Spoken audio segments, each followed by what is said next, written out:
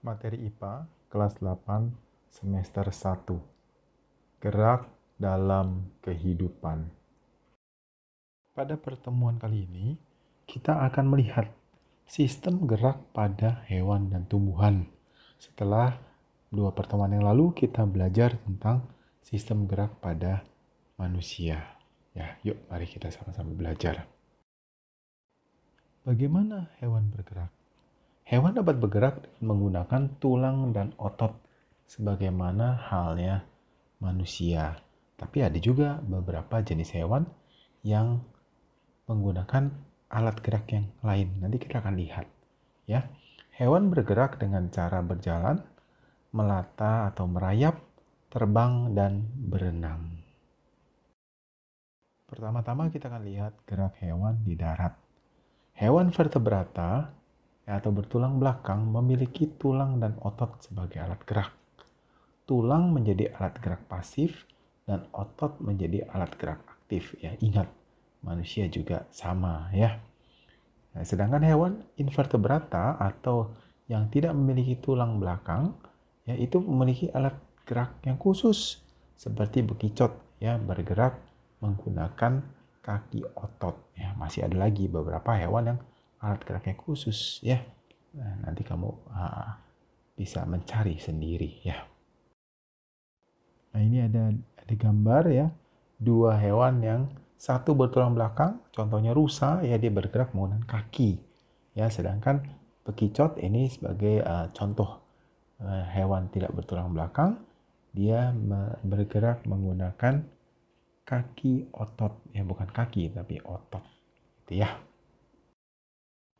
Yang berikutnya gerak hewan yang di air ya.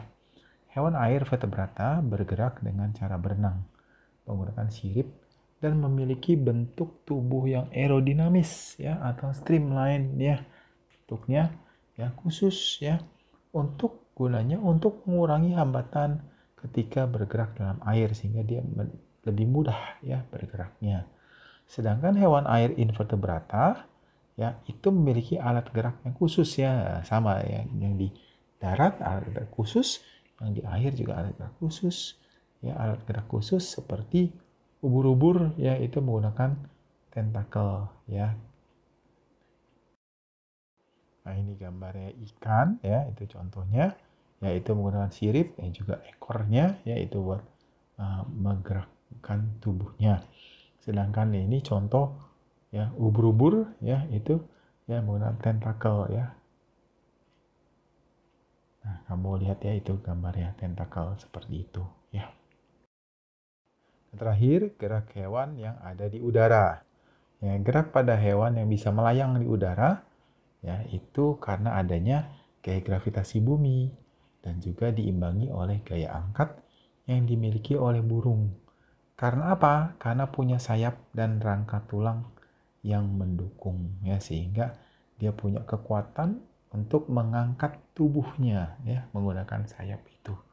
Ya, sayap burung memiliki bentuk airfoil ya, yaitu bentuk melengkung yang dapat mempercepat udara bagian atas mengalir daripada udara bagian bawah. Nah, itu ditiru oleh model sayap pesawat terbang ya. Nah, ini ya gambar ya burung yang terbang ya menggunakan sayap. Ya, itu ada dua contoh ya. Selanjutnya kita melihat gerak pada tumbuhan. Gerak pada tumbuhan dibagi menjadi 3, yaitu gerak endonom, gerak higroskopis, dan juga gerak eksionom. Ya, mari kita lihat lebih jauh satu persatu ya. Pertama kita lihat gerak endonom. Gerak endonom adalah gerak yang terjadi dari dalam sel tubuh tumbuhan ya. Jadi dalam sel tubuh tumbuhan itu ada gerakan yang disebut endonom. Contohnya adalah gerak kloroplas pada daun hidrilla ya. Yang nama ilmiahnya Hydrilla verticillata ya. Nah, kamu perhatikan gambarnya yaitu gerak kloroplasnya itu ya berputar ya, melingkar ya, itu panah-panah merahnya ya, itu gerak kloroplasnya ya, berputar ya di dalam sel tumbuhan. Sekarang kita lihat gerak higroskopis. Gerak higroskopis adalah gerak karena adanya perubahan kadar air dalam sel secara tidak merata ya. Jadi perubahan ya kadar air. Nah, contohnya itu ya adalah membukanya buah polong-polongan seperti kedelai ya, nama ilmiahnya Glycine max, dan membukanya dinding sporangium pada tumbuhan paku. Nah, ini sebenarnya berguna untuk apa? Untuk ya perkembangbiakan tanaman tersebut ya. Jadi dia karena kadar airnya berkurang ya, maka itu buah polong-polongan atau dinding sporangiumnya itu terbuka sendiri, sehingga ya itu akan menjadi ya untuk berkembang biaknya tanaman tersebut ya. Nah, ini contohnya ya. Kalau dia sudah mulai mengering ya, itu kulitnya akan terbuka sendiri ya. Ini pada buah polong-polongan ini ya, terbuka sendiri, dan kacang-kacangannya akan jatuh ke tanah dan akan timbul tanaman yang baru. Yang ketiga, gerak eksionom. Gerak eksionom adalah gerak karena adanya rangsangan dari lingkungan.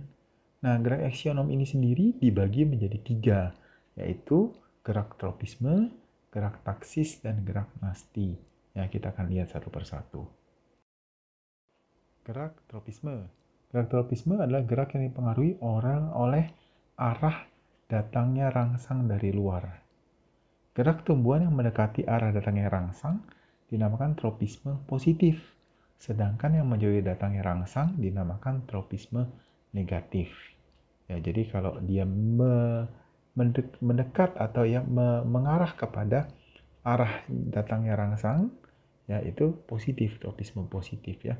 Kalau dia justru menghindar, itu namanya tropisme negatif.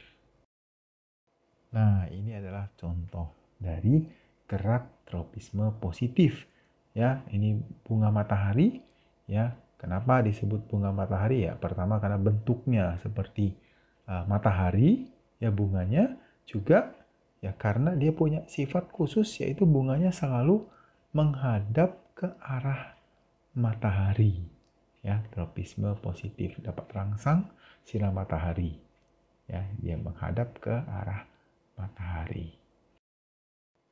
Selanjutnya gerak taksis ya. Gerak taksis adalah gerak pindah tempat seluruh bagian ya, yang tempat yang arahnya dipengaruhi oleh sumber rangsangan.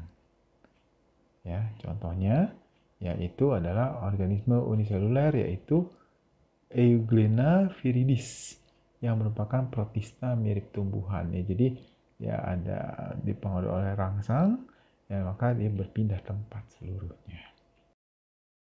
Kayak apa sih bentuknya Euglena viridis? Nah, kira-kira kayak seperti ini ya, ini gambarnya. Nah, jadi kalau dia terkena rangsang, dia akan pindah keseluruhan tubuhnya. Gerak nasti. Nah, gerak nasti adalah gerakan tumbuhan yang tidak dipengaruhi oleh arah datangnya rangsangan. Ya. Nah, contohnya apa? Contohnya ada gerak daun tanaman lamtoro yang akan menutup pada malam hari dan akan membuka kembali pada siang hari. Ya, jadi ini gerak nasti. Ya. Nah, ini ada tanaman lamtoro ya. Mungkin kamu pernah lihat ya, atau dekat rumah kamu ada. Kamu coba amati ya, kalau malam hari itu daun-daunnya akan nutup ya. Sedangkan siang hari itu dia akan terbuka kembali. Ya, itu dinamakan gerak nasti ya. Apa yang kita pelajari pada kesempatan kali ini? Yang pertama adalah hewan itu gerakannya aktif, sedangkan tumbuhan gerakannya pasif ya. Jelas ya, karena hewan bisa pindah tempat sedangkan tumbuhan tidak. Ya. Alat gerak pada hewan menyesuaikan dengan tempat hidupnya.